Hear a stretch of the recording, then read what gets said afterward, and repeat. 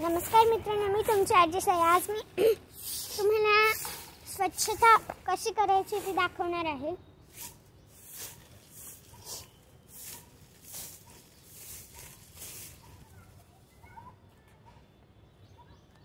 इथे माझ्या पप्पांनी इतकं स्वच्छ करून ठेवलेले आहे.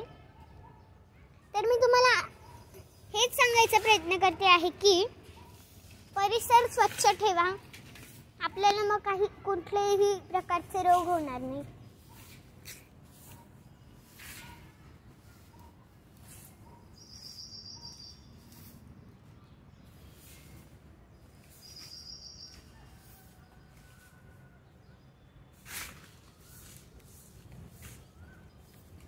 गेले 2-3 दिवसांपासून इथे जास्तच कचरा साचलेला आहे.